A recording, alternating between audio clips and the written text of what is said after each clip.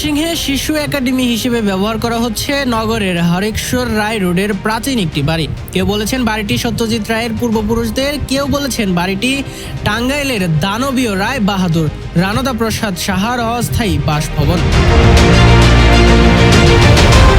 সম্প্রতি শিশু একাডেমি বাড়িটি ভাঙার কাজ শুরু হলে এ নিয়ে তৈরি হয়েছে বিতর্ক। রাতেই জেলা প্রশাসনের কর্মকর্তারা বাড়িটি পরিদর্শন করেন। বাড়িটি মালিকানা নিয়ে জটিলতার বিষয়ে সামাজিক যোগাযোগ মাধ্যমে সমালোচনা ছড়িয়ে হয়েছে।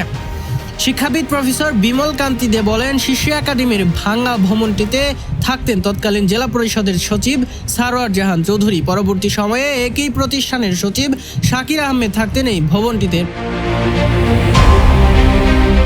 এটি শিশু একাডেমিক দেওয়ার বেশ কয়েক বছর পর এটি পরিত্যক্ত হয়ে যায়। এই বাড়িতে সত্যজিৎ রায় বা তার পরিবার থাকতেন তা কখনো কেউ বলেনি, শুধু অমূলক ধারণা থেকে এই তথ্য ছড়ানো হয়েছে।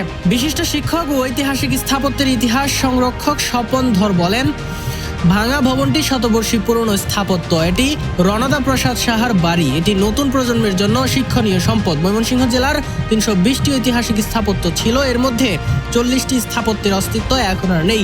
বাকি 280টির মধ্যে 6টি আন্তর্জাতিক মানের, 54টি দ্বিতীয় ক্যাটাগরির এবং 220টি সি ক্যাটাগরির স্থাপত্য রয়েছে।